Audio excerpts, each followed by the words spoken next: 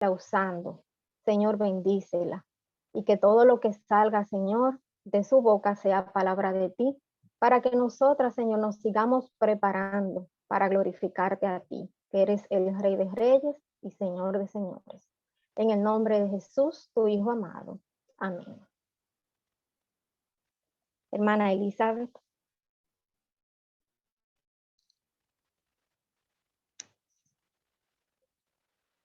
No se escucha, hermana Elizabeth, tiene el micrófono silenciado.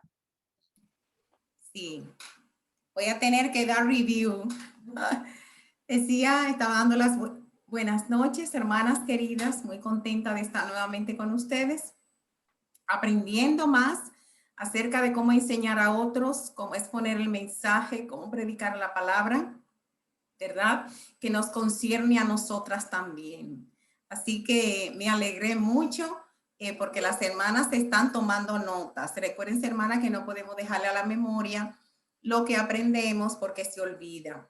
Cuando queremos repasar y no tenemos nota, pues no tenemos nada que repasar. Así que me alegra que estén tomando notas y de verdad que lo están haciendo excelente porque están textualmente contestando las preguntas que nuestra hermana le hizo en esta noche.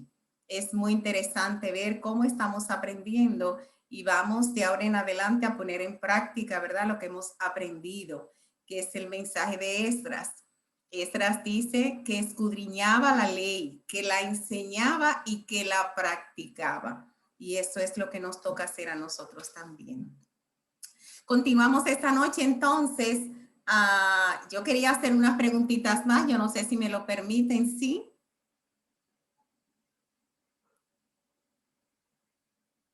¿Alguien me contesta? Sí. Pues vamos a hacer algunas preguntitas más, aparte de la que hizo nuestra hermana, repasando la última parte de lo que tratamos la semana pasada. Vamos a compartir pantalla.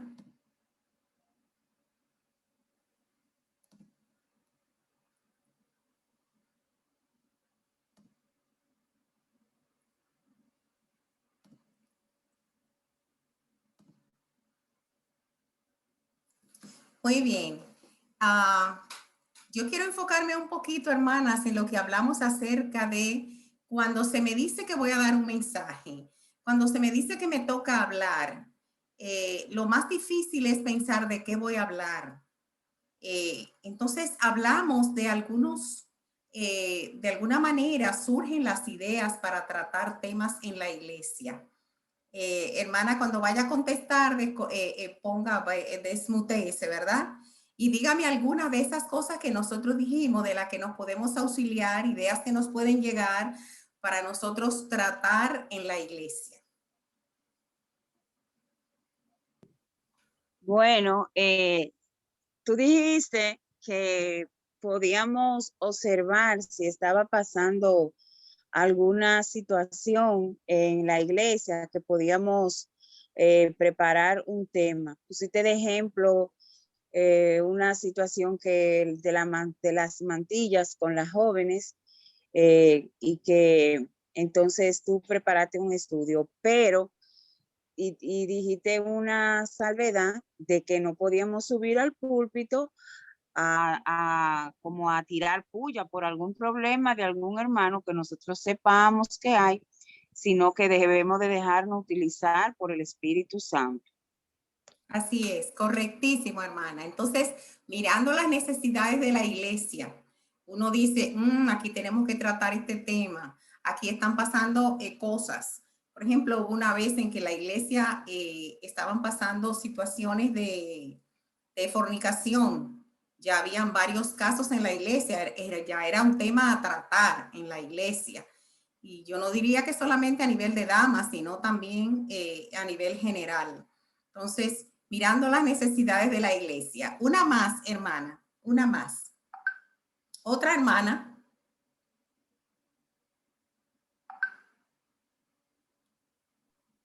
Yo también tomé nota aquí que debemos de estar constantemente, o sea, de forma habitual, leyendo la palabra, y orando cada día, leyendo inclusive libros, comentarios, pero más la palabra. Correctísimo. Si tenemos nuestra mente vacía, no nos va a surgir nada, hermanas. Pero si estamos en contacto con la palabra permanentemente, el Señor a través de nuestras meditaciones nos va a dar temas. Porque cuando usted lo encuentra en la palabra, usted dice, ay, pero mira, este es un tema interesante lo voy a compartir con las hermanas. Entonces, de ahí comienza a pensar en desarrollar, ¿verdad? Ya sea un capítulo, una porción del texto, o quizás a veces hasta un libro. Nosotros en la iglesia hemos tratado libros, hemos manejado el estudio a través de libros y es interesantísimo. O sea que orando y leyendo la palabra, el Señor también nos da qué podemos exponer. Pues yo estoy muy contenta, ¿verdad? Porque yo sé que han estudiado, que han tomado nota y esto es sumamente importante. Entonces, una vez ya el Señor nos ha mostrado de qué vamos a hablar, entonces procedemos a estudiar con profundidad ese tema o esos capítulos o esos versículos o ese libro o esa porción y a preparar un bosquejo que nos ayudará a exponer el tema con claridad y precisión. Y en esta noche se trata de eso. ¿Cómo esbozar ese esquema? ¿Cómo preparar ese bosquejo? Por eso es el título de nuestro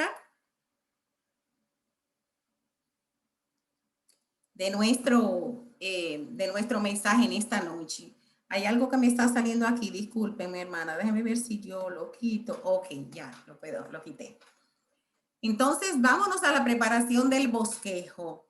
¿Cuál es el propósito en preparar un bosquejo? ¿Y qué es un bosquejo? En preparar el sermón. Bueno, el propósito principal, el primer paso para diseñar el mensaje es establecer claramente el propósito para el que se elabora. ¿Para qué el Señor me va a usar? ¿De qué voy a hablar? ¿Cuáles son los tópicos que voy a tocar? ¿En cuánto voy a dividir este tema para presentarlo? A veces no es suficiente un solo día. Por ejemplo, ustedes me pidieron que hablara de la dirección y de la predicación. Era imposible que lo pudiéramos hacer en un día. Cuando estudiamos, por ejemplo, un libro de la Biblia, no es suficiente un día y a veces necesitamos hasta un mes para poder desarrollar un bosquejo para trabajarlo con las hermanas. De manera que el primer paso para diseñar el mensaje es establecer claramente el propósito para el que se elabora. Esto debe estar claro en la mente del predicador. En segundo lugar, ¿qué mensaje voy a presentar? Ahorita preguntaron. Hay muchas divisiones de los sermones, pero estos son los tres básicos. El temático, como decía la hermana ahorita, que es el que trata sobre un tema. Yo quiero hablar sobre el matrimonio, o yo quiero hablar sobre la justificación, o yo quiero hablar de la santidad, o yo quiero hablar, esos son temáticos. Quiero hablar de un tema. Entonces, usted no se basa solamente en una sola porción, sino que usted va buscando todos los versos que tienen que ver con ese tema. Y desarrollando en el bosquejo, usted va a ir adaptando los versículos que tienen que ver con ese tema en toda la Biblia. Textual es cuando cogemos un solo versículo. Por ejemplo, si tomamos, porque la paga del pecado es muerte, más la dádiva de Dios es vida eterna en Cristo Jesús. Entonces, de ese solo versículo, usted puede sacar un mensaje y desarrollarlo. Ese es textual. Puede ser uno o dos versículos, porque puede ser que en un solo versículo no se enmarque el concepto completo y tengamos que utilizar dos versículos, pero no más de ahí. Perdonen.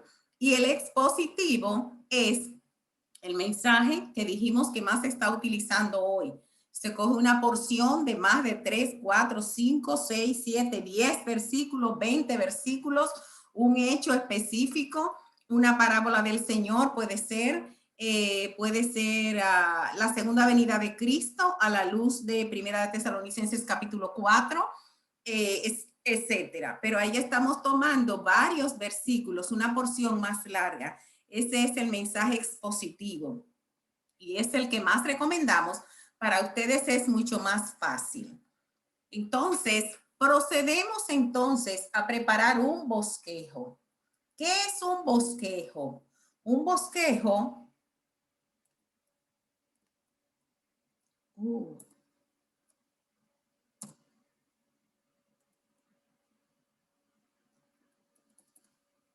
miren, la tecnología es una cosa seria porque nos da muchas ventajas, pero a veces también se nos pone difícil. Estoy tratando de pasar la siguiente diapositiva y no me la quiere dar. Nada, pero yo voy a llamar a mi hija para que me resuelva eso. De todas maneras, seguimos conversando.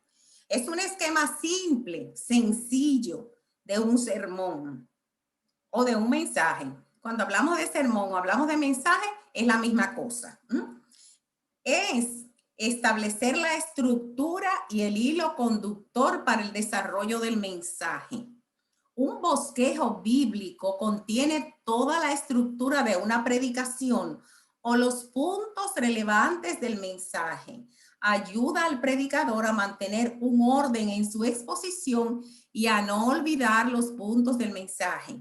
Mucha gente se sube al púlpito sin un bosquejo y se le olvidó el mensaje. Tremendo lío.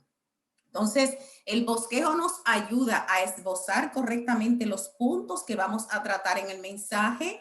Ahí anotamos los versículos que vamos a utilizar, los puntos que se van a tratar, y entonces eso nos va dando una guía para que no demos vuelta, porque a veces cuando no tenemos el bosquejo, entonces hablamos de lo que nos acordamos nada más, pero si tenemos el bosquejo, vamos llevando el mensaje paso por paso.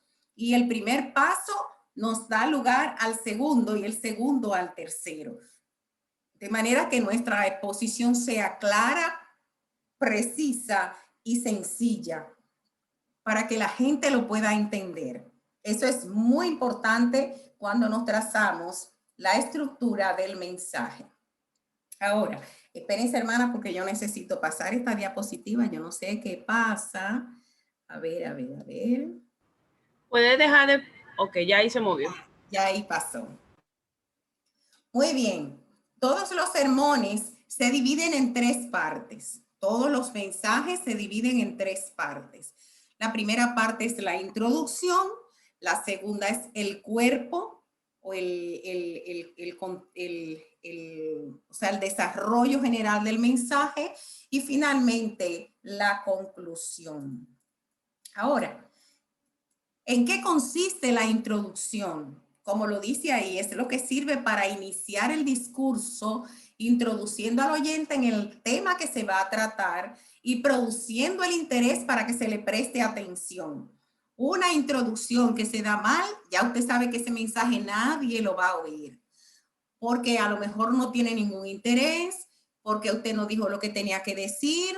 Usted tiene que decir lo que va a ser su mensaje, iniciando eso con mucho interés para que la gente le preste atención. Eso se puede iniciar con una historia, con un dicho que dijo alguien, con algún comentario dicho por alguien, con algún acontecimiento importante.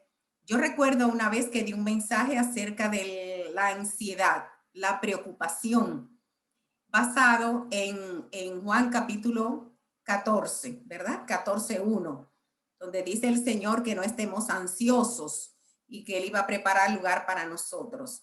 Bueno, ¿con qué inicié en ese momento? Bueno, se me ocurrió narrar un momento de ansiedad y de preocupación tremenda. Fue aquel momento en que el Titanic se había preparado para zarpar desde Inglaterra hasta las costas de Estados Unidos. Todo el mundo quería ir en ese viaje. El Titanic no se hunde, era el barco más grande de aquella época, y entonces la gente, la cantidad de personas que fue enorme. Dice que habían alrededor de 3,000 personas en ese barco. cuando el tercer día, la tercera noche, chocó con un iceberg, con un gran pedazo de hielo y dio exactamente donde el barco tenía la debilidad y todos conocemos la historia.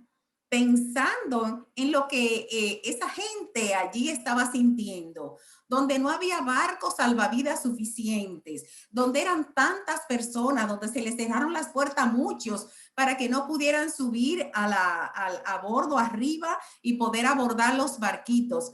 Eso era desesperante. La ansiedad, la desesperación y la preocupación que esa gente tenía era enorme. Entonces, fíjense ustedes cómo una historia como esta de introducción, entonces pone al oyente a la expectativa para ver lo que vas a traer. O sea que es importante que la introducción la hagamos de manera interesante para que eso pueda abrir el oído del que va a escuchar. A veces empezamos con algo que dijo alguien importante. El presidente la semana pasada estuvo hablando de tal y tal y tal tema, que puede ser que algo de eso nosotros tenga relación con el tema que nosotros vamos a dar.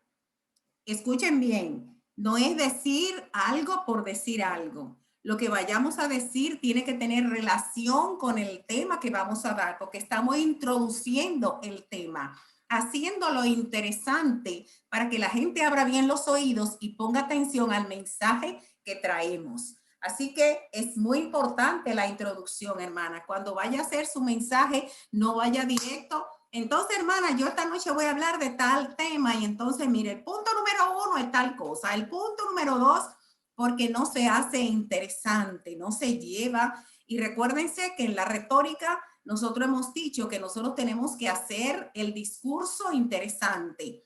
Oiga, no son las palabras bonitas ni emocionales que podamos decir lo que Dios va a usar en la vida de las personas. Pero si nosotros preparamos un buen mensaje y lo presentamos así, el Espíritu de Dios va a trabajar en la vida de la gente que está escuchando. Así que vamos a hacerlo bien, vamos a hacerlo con ánimo, vamos a hacerlo de manera correcta, interesante. Yo recuerdo una vez en mi casa, esto no fue público, sino en mi casa estaba hospedado el hermano Pablo Clase y había una vecina a la que yo estimaba mucho, una amiga, y la invité a mi casa para compartir con el hermano Pablo. Ella no era creyente. Y entonces, oiga, el hermano Pablo le presentó el mensaje de salvación a esa muchacha ese día. Tan interesante que si yo no hubiera sido evangélica, yo me convierto. Fíjense ustedes qué tan interesante lo hace la forma en que tú lo dices para que el oyente, pues la muchacha se convirtió esa tarde cuando él le dijo, ¿y tú no quisieras entregar tu vida a Cristo? Y ella dijo, pero claro que sí, porque entendió lo que él le dijo, porque lo dijo con tanta gracia, porque lo dijo de lo profundo de su corazón. De manera que así tenemos que trabajar, hermana, nuestros mensajes. Y la introducción tiene que ser muy, muy interesante. Puede ser que no tengamos ninguna historia, puede ser que no tengamos ningún dicho, entonces podamos hablar y decir, ¿verdad?, que el tema que hemos traído es este y que hemos querido tratar eso por una u otra razón. Pero la introducción tiene que darse y tiene que ser de interés para el público. La segunda cosa de la que está compuesta la división del mensaje, el bosquejo, es el cuerpo. Cuando hablamos del cuerpo, ustedes entienden, ¿verdad? Es el desarrollo general del tema que se va a tratar. Los puntos a considerar dentro del cuerpo, ahí es que se va a desarrollar, ahí es que usted va a decir su mensaje. Ahí está el mensaje centrado. Los puntos a considerar no deben ser más de 3 o 4. Si lo hacemos muy largo, se hace muy tedioso. Yo recuerdo en mi iglesia una vez un hermano que le tocaba el mensaje esa noche y él dijo, hermanos, yo quiero tratar en esta noche 7 aspectos acerca de la obediencia. Yo dije, wow, 7 aspectos. Y cuando dio el primero, duró como 20 minutos y el mensaje era de media hora. Yo dije, ¿cuándo va a decir los otros 5, los otros 6? Entonces, le hago esa anécdota, esa historia para que ustedes entiendan. Los mensajes no debemos dividirlo como máximo 4 puntos para que podamos desarrollarlo. Y tenemos que ver, ¿verdad?, el desarrollo de cada uno, porque hay hermanos que duran mucho en el primer tema y el 3 y el 2 y el 3, volado. Y, ay, mi madre, se me fue. No pude, porque duró mucho tiempo en el primero y ya se le estaba acabando el tiempo para dar el segundo y el tercero. Entonces debemos dividir bien ese tiempo. Si tenemos 3 puntos que tratar, debemos dividir el tiempo de manera que a cada punto le demos el tiempo que necesita, porque a veces matamos el mensaje porque un punto que era interesante no tuvimos tiempo de desarrollarlo porque le dedicamos mucho tiempo a otro. Los mensajes siempre van a tener que ver con el tiempo que nos dan, ¿verdad? Las iglesias nuestras normalmente nos dan más de 30 a 40 minutos. Entonces, tenemos que esbozar nuestro mensaje dentro de ese tiempo para que podamos desarrollarlo y podamos dejar el mensaje que nosotros queremos a las hermanas donde estamos hablando. Así que eso es muy, muy importante tomarlo en cuenta. Finalmente, entonces tenemos la conclusión.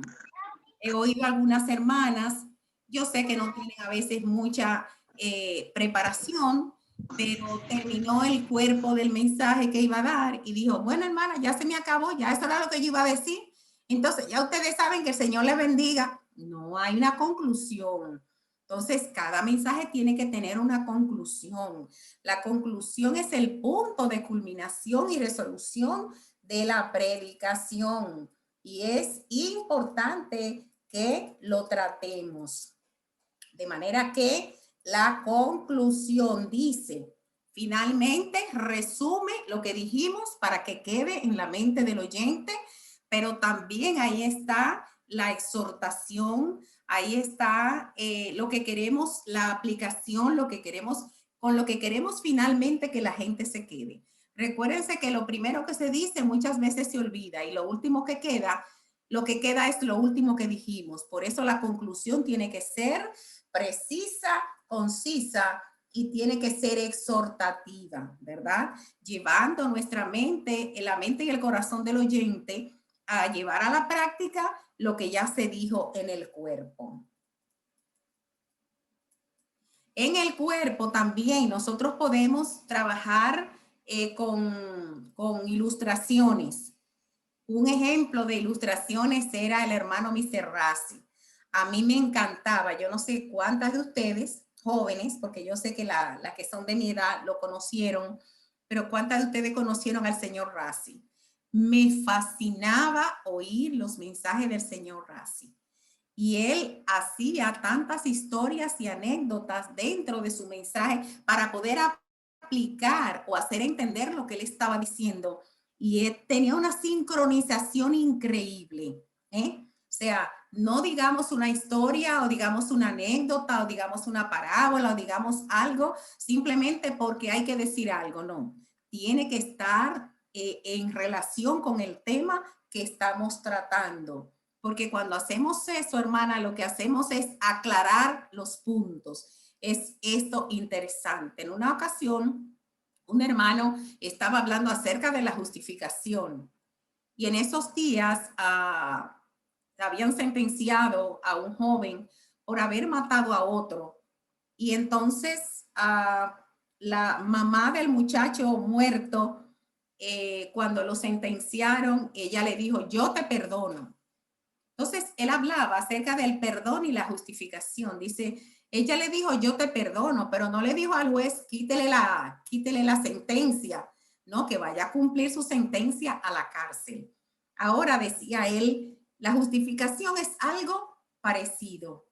¿Qué es lo que hace el Señor con nosotros? No solamente nos perdona, sino que echa al mar, a lo profundo del mar, nuestros pecados y dice, y nunca más me acordaré de tus pecados y transgresiones. Entonces, el Señor quita la sentencia que pesa sobre nosotros. La paga del pecado es muerte, pero la dádiva de Dios es vida eterna. Y si tú recibes a Cristo, tú tienes la dádiva de Dios, que es la vida eterna. Y eso es lo que significa justificación.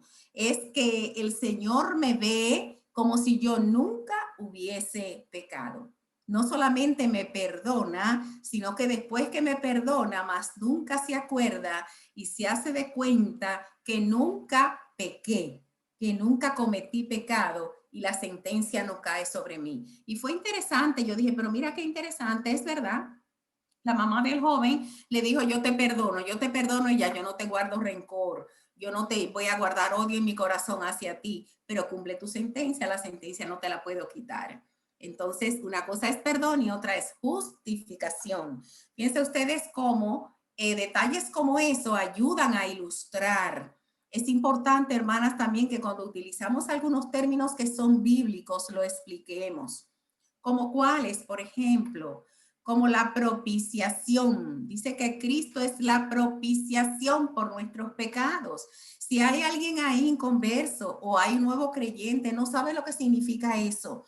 Entonces es importante que términos bíblicos lo expliquemos, ¿verdad? Justificación, expliquemos qué es eso. Expliquemos lo que es la redención. Cuando decimos Cristo nos redimió, pero el que está ahí o es nuevo en la fe o es inconverso, ¿qué es eso de redimir? Entonces usted tiene que explicar, también es importante que se expliquen esos términos para poder, para que la persona pueda entender qué es lo que quiere decir el versículo y el mensaje que se quiere transmitir. Fíjense ustedes que no es tan sencillo. Por eso es muy importante que cuando vamos a preparar un mensaje, no solamente hablemos lo que tenemos en nuestras mentes, sino que busquemos un diccionario, veamos qué significan esas palabras, porque el significado de ella nos va a llevar a dar el mensaje correcto, ¿eh? O los comentarios que tienen algunos teólogos muy buenos, incluyendo entre ellos a Carballosa.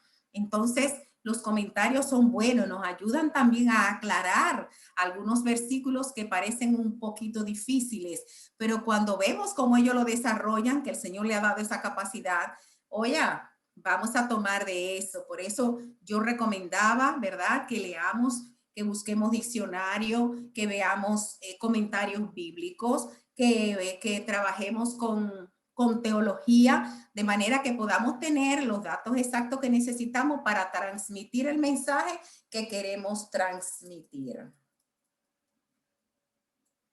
Hay tres aspectos muy interesantes. Vamos a ver si yo lo puse. Oh.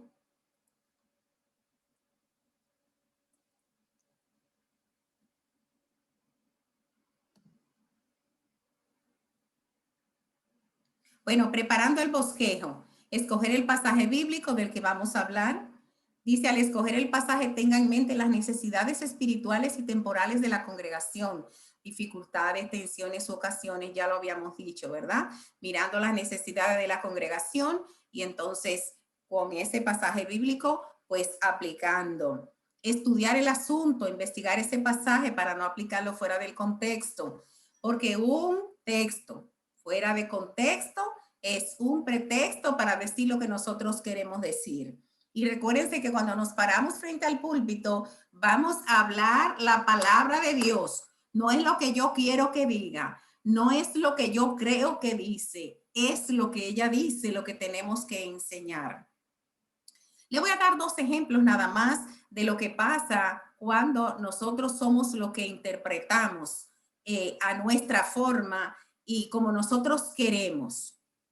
Hay una iglesia en donde se reparte la comunión y se está dando pan y vino hasta que se acaba.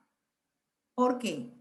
Porque los hermanos han interpretado que cuando el Señor dijo, comed de él todos, se estaba refiriendo al pan y al vino. Oigan bien, cuando el Señor le dice a sus discípulos en la institución de la Santa Cena, que le pasa el pan y le dice, comed de él todos, porque este es mi cuerpo. Ese todos se está refiriendo a ellos. Todos ustedes deben participar de mi carne. y todos ustedes deben participar de mi sangre. Pues esa iglesia interpretó que era que había que comerse todo el pan y beberse todo el vino. ¿Qué les parece? Entonces, a veces hacemos que la Biblia diga lo que no dice. Conozco otra iglesia donde normalmente ustedes no lo van a creer. Se dan 2 mensajes. Cada vez que hay un culto se dan 2 mensajes. Adivinen por qué. Cuando yo pregunté, ¿pero por qué 2 mensajes? Porque el Señor mandó a los discípulos de 2 en 2 a predicar a las ciudades cuando los manda. Entonces tienen que ser 2 mensajes. Oiga, qué interpretación.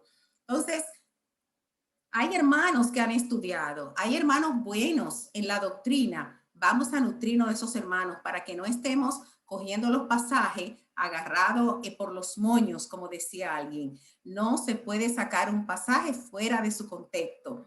¿Qué quiere decir? Que cuando yo leo un versículo, yo tengo que leer el versículo que está arriba y el que está abajo para poderlo entender. Una vez tuve una discusión con un testigo de Jehová.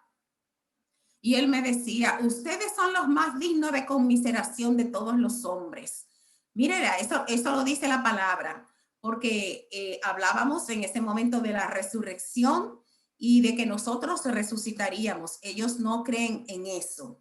Entonces, la discusión, él se fue a 1 Corintios capítulo 15. Oiga lo que es sacar un pasaje fuera del contexto. Es verdad que ese versículo dice eso, pero ¿saben qué dice? Que si solamente esperamos en Cristo, somos lo más dignos de conmiseración de todos los hombres. Como ellos niegan la deidad de Cristo, y ese era el punto que estábamos discutiendo, entonces él me decía que nosotros éramos dignos de pena y que lo decía la palabra porque solamente estábamos esperando en Cristo, y el que espera en Cristo, nada más, es digno de pena. Y entonces yo le decía, sí, pero usted me ha sacado ese versículo por los moños, usted lo sacó por los cabellos, lea el que sigue. Más ahora Cristo ha resucitado de los muertos, primicia de los que durmieron es hecho. Entonces, cuando sacamos el versículo fuera de su contexto, le damos una mala interpretación. De manera, hermana, que cuando usted lea la Biblia, cuando usted esté estudiando o cuando usted esté preparando un mensaje, lea bien el texto de arriba y el texto de abajo del texto que usted quiere, del texto que usted quiere explicar. Porque hay personas que sacan ese texto y dan un mensaje totalmente diferente al que el escritor quiso dar en ese momento.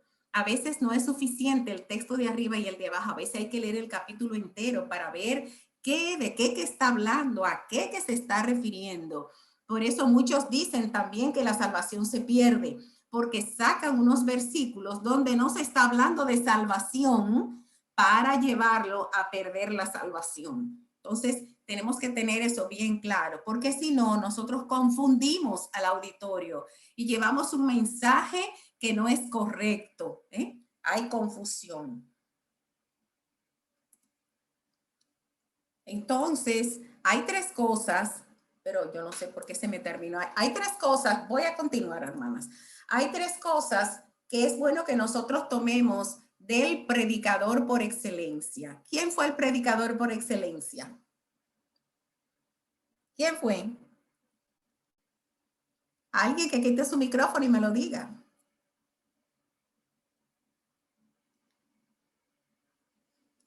El Señor Jesucristo es el predicador de los predicadores. Es el predicador por excelencia. Y el Señor Jesucristo fue una de las personas que más ilustraciones utilizó para llevar su mensaje. Se manifestó a través de parábolas, de enseñanzas, de comparaciones. Pero cuando él decía la parábola, entonces él daba el mensaje al final, queriendo decir qué era lo que él había enseñado con esa parábola. Dice en una ocasión que reunido con la multitud y con sus discípulos, le dijo, vosotros sois la luz del mundo. ¿Qué quiere decir eso? ¿Qué quiere decir? Yo soy un bombillo, yo soy una linterna, yo soy un foco. Dice, explica, ilustra y aplica. Cuando tomamos esa porción donde el Señor le dice a sus discípulos, vosotros sois la luz del mundo, él lo ilustra y dice, ustedes ven una ciudad en lo alto, no se puede esconder, porque las luces se ven desde lejos, aún sea hecho, ¿verdad? Aprendido en aquella época o en esta época. Una ciudad no se puede esconder, pero tampoco se enciende una luz y se pone debajo de un almud, de un cajón que queda cubierta. Se pone sobre el candelero y alumbra a todos los que están en casa. Está ilustrando lo que él ha dicho. Pero al final él dice, así alumbre vuestra luz delante de los hombres, para que vean vuestras buenas obras y glorifiquen a vuestro Padre que está en los cielos. Ahí está aplicando. Primero explica, vosotros sois la luz del mundo. Luego ilustra que una luz no puede estar escondida, tiene que verse.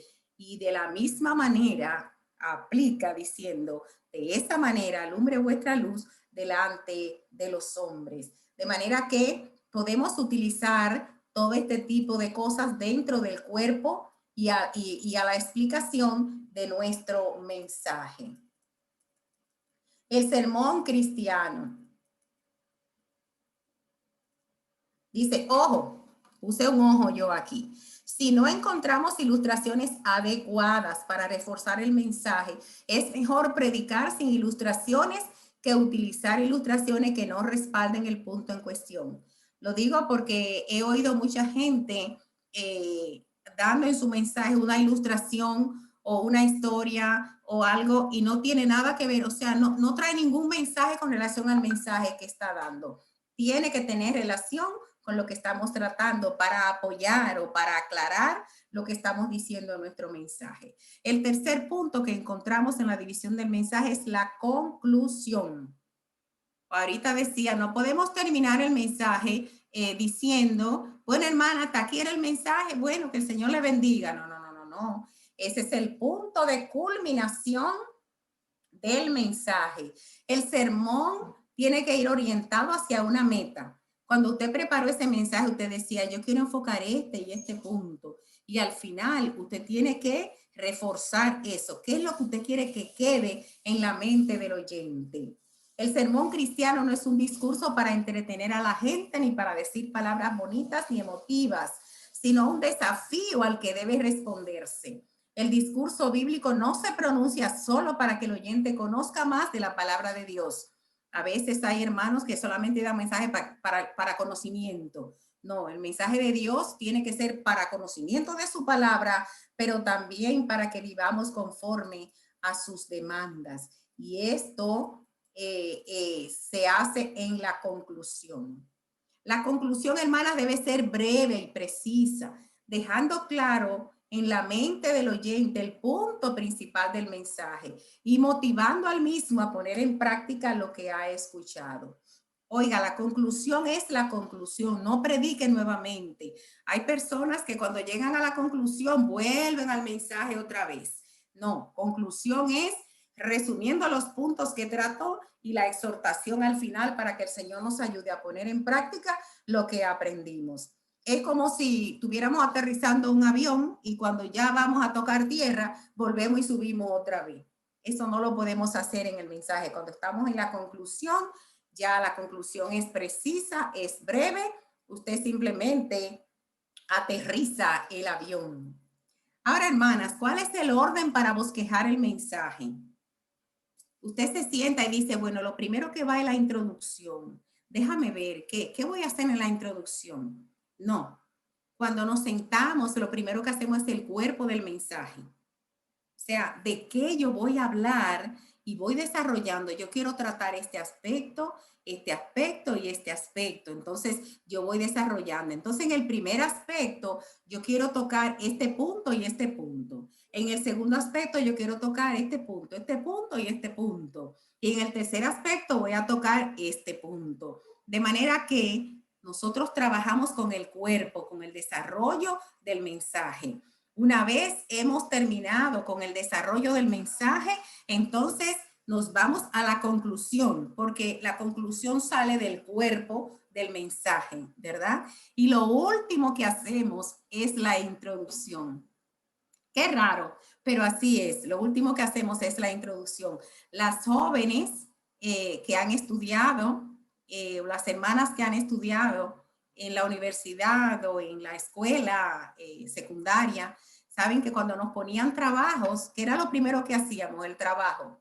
Y lo último que hacíamos era la introducción. Después que terminábamos con el desarrollo del trabajo, hacíamos la conclusión de ese trabajo. Entonces ahora vamos a hacer la introducción. Es así, para poder hacer una buena introducción con relación y que una cosa no se confunda con la otra. Entonces, hermanas, primero el cuerpo, el desarrollo del mensaje, después la conclusión y la introducción. Y lo último que le ponemos al mensaje es el título. ¿Ustedes habían pensado en eso? Porque a veces nosotros pensamos en el título, yo quiero hablar de tal tema y le ponemos ese título al tema.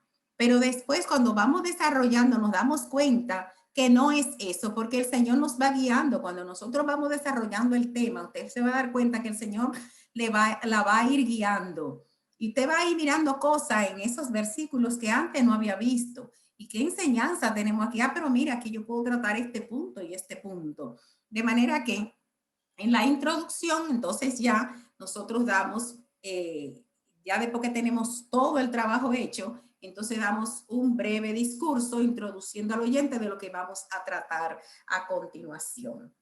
Hermanas, ha sido corto el tiempo, hay mucho que decir, pero creo que hemos dejado sentadas las bases para iniciarnos. Antes de terminar, yo quisiera poner un ejemplo de un bosquejo. Voy a buscarlo para que lo veamos. Lo vamos a ir viendo parte por parte con la introducción, con el cuerpo y con la conclusión. Un momentito.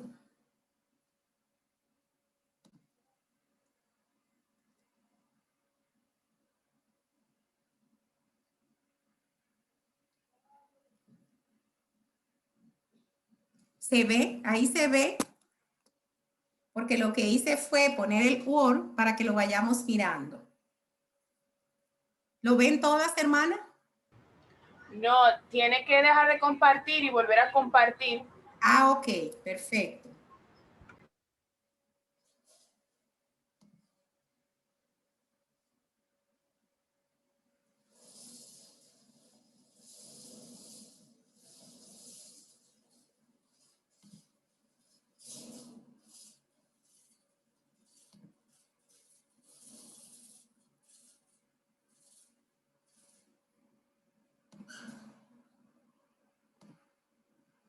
Ahí sí se ve. No. Sí, ya sí. Ya sí, perfecto. Miren, yo le hablé la semana pasada de este mensaje y lo quise poner como un bosquejo para que ustedes vean más o menos cómo hacer un mensaje. Acuérdense, hermana querida, que usted no va a hacer un mensaje de la noche a la mañana. Usted se va a sentar, ya usted tiene las bases, usted tiene la idea, usted va a hacer lo que yo le dije, mantener ese contacto con el Señor en oración, leyendo su palabra, mirando las necesidades de su iglesia, mirando lo que está pasando a su alrededor, que usted entiende que su iglesia debe conocerlo a la luz de la palabra, etcétera. Entonces, ya teniendo eso, usted se va a sentar a hacer un bosquejo, ¿verdad? Y al principio quizás no va a ser tan fácil, pero luego con la práctica nos vamos perfeccionando, ¿verdad? De la noche a la mañana, la primera vez quizás no va a ser tan fácil, no va a ser un poquito difícil, pero lo vamos a hacer. La segunda vez va a fluir mejor. La tercera vez, porque la práctica, ¿verdad? Nos ayuda a hacer siempre las cosas mejor. Cuando empezamos a aprender a tocar piano, cuando yo empecé a aprender a tocar piano, yo quería cantar, tocar los coritos de la iglesia y yo quería, pero yo no podía, pero yo estaba empezando, ¿verdad? Sí, pero que ya yo me sé do, re, mi, fa, sol, así, pero eso no es suficiente. Entonces, estamos sentando las bases para que aprendamos y usted poco a poco, ¿verdad? Va a ir tomando para preparar sus mensajes. Aunque no le toque predicar, vaya haciendo sus bosquejos, porque luego usted va a poder complementarlos y cuando la llamen a predicar, usted va a estar preparada.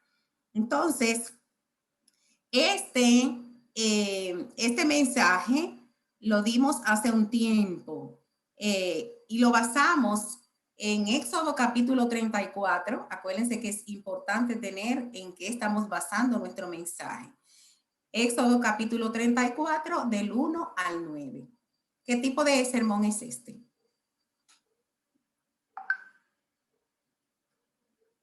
¿Qué tipo de sermón es? Vamos a terminar y luego me lo dice. Textual. No, porque tiene 9 versículos. Acuérdense que el textual tiene 1 o 2 versículos, nada más. Este es, usted está cerca, hermana. Expositivo. Este es Eso es expositivo, positivo. porque tiene más de 2 versículos. Está basado en Éxodo capítulo 34, en esos 9 versículos. Entonces, en la introducción, yo me fui a, como la invitación de Dios a Moisés fue, ven, sube al monte, fue lo último que puse, el título del mensaje. Entonces, en la introducción hablamos de la altura, cómo se menciona la altura en las escrituras y con qué tiene que ver generalmente, que tiene que ver con Dios, con su santidad, con su gloria. De hecho, el Salmo 24:3 dice, ¿quién subirá al monte de Jehová y quién estará en su lugar santo? Dice el salmista. Y en Isaías dice, porque así dijo el alto y sublime. De manera que la introducción nos da el significado de lo que es la altura para Dios y de lo que significa subir al monte para Dios. Ahora, tomamos también en la introducción cómo Dios le dice a Moisés que suba. Tomamos también el hecho de cuando el Señor Jesucristo tomó a Pedro, a Juan y a Jacobo y subió con ellos a un monte alto. Ya ustedes saben lo que pasó allí en el monte que hoy día se le llama el monte de la transfiguración. Y vemos en Apocalipsis capítulo 4 cuando Dios le dice a Juan, sube acá. De manera que la introducción fue en base a la altura, qué significaba la altura, para que entendamos. Entramos al cuerpo del mensaje. En primer lugar, ¿para qué debemos subir al monte? En segundo lugar, resultados de estar en el monte. Ese mensaje solamente tenía 2 puntos, que puede ser 2 puntos, 3 puntos. Ahora el primer punto nos dice la respuesta. ¿Para qué debemos subir al monte? Para recibir su palabra. Entonces los vamos basando en los versículos que ya habíamos dicho arriba. Para recibir su palabra, en los versículos del 1 al 4. ¿Cuáles eran las condiciones para subir al monte y estar con el Señor? Moisés debía subir preparado, versículo 2. Moisés debía subir de mañana, versículo 2 también. Y Moisés debía subir solo, versículo 3. ¿De qué nos habla? Porque, hermanas, podemos también ir aplicando de una vez los conceptos que tenemos en la palabra.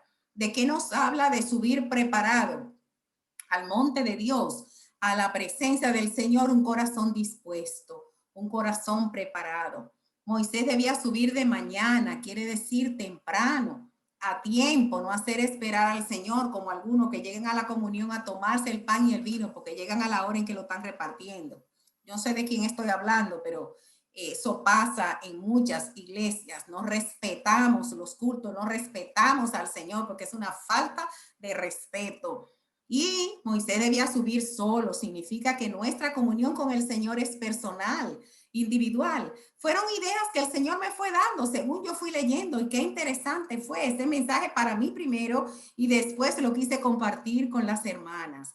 Y dice, y Moisés hizo como Jehová le mandó. Importante obedecer lo que el Señor nos manda. En segundo lugar, para ver su gloria. Moisés había pedido ver la gloria del Señor en los versículos anteriores del capítulo 33. Y Dios le dijo, sube al monte, que no solamente te voy a entregar las tablas de la ley, sino que también vas a ver parte de mi gloria. Y Dios le muestra su gloria. Hermana, estar en la presencia del Señor produce en nosotros un espíritu de adoración. Aplicación ahí también. En tercer lugar, para orar. Allí Moisés estuvo orando, ¿verdad? Y pidiéndole al Señor que fuera su Dios, que los guiara, que no abandonara a su pueblo. Y allí Moisés en la presencia del Señor aprovechó para hablar con Él. Dios se goza de que le pidamos, es una enseñanza hermosa. Hasta ahora nada habéis pedido, pedid para que vuestro gozo sea cumplido. Y el Señor dice, pedid y se os dará. Nos manda cuando estamos en la presencia del Señor también a orar. La oración nos llena de poder y de fuerza. En cuarto lugar, para escuchar la respuesta de Dios a nuestras oraciones.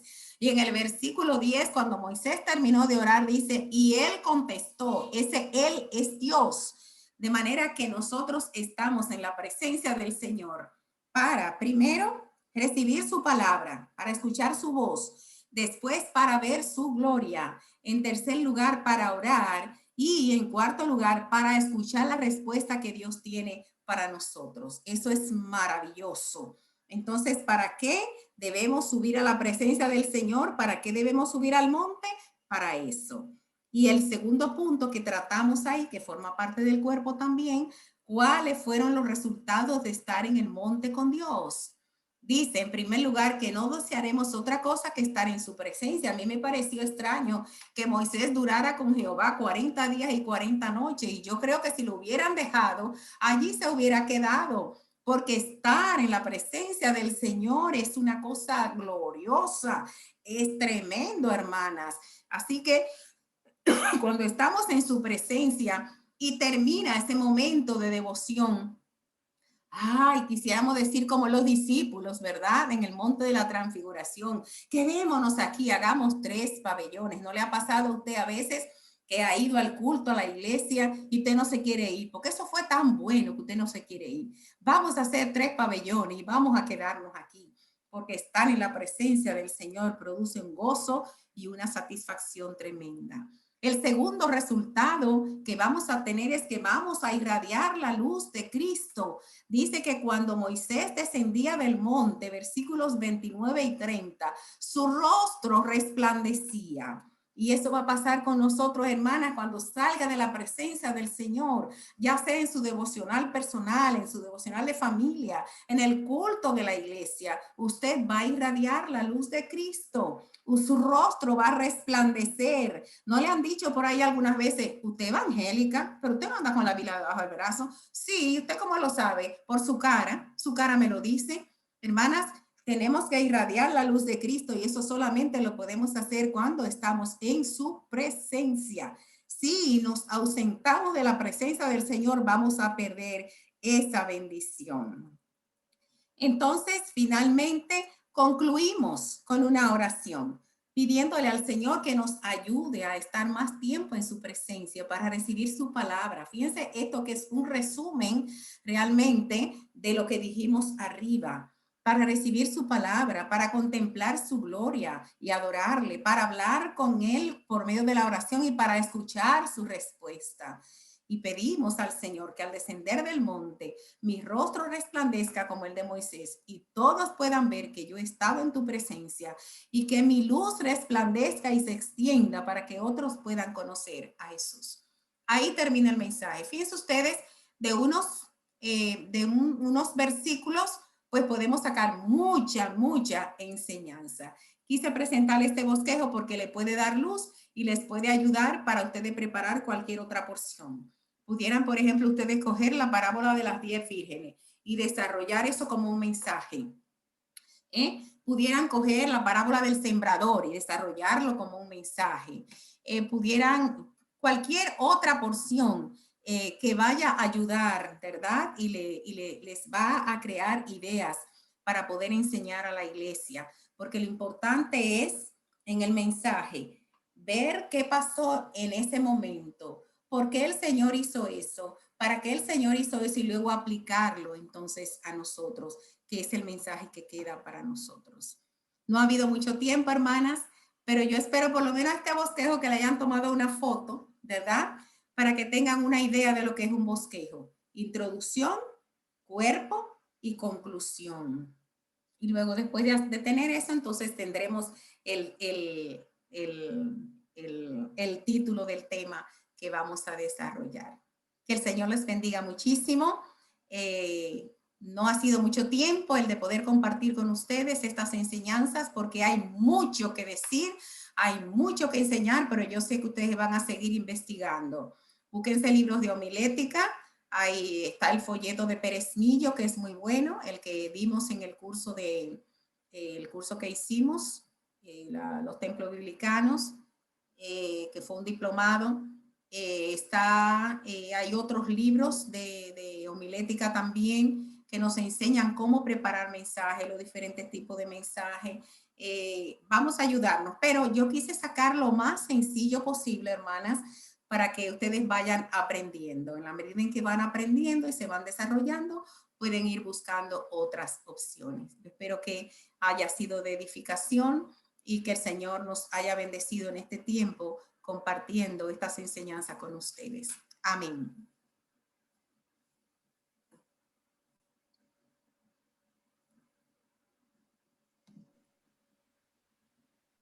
Amén. Muchas gracias, mi hermana Elizabeth. De verdad que le damos muchas gracias a Dios por ti.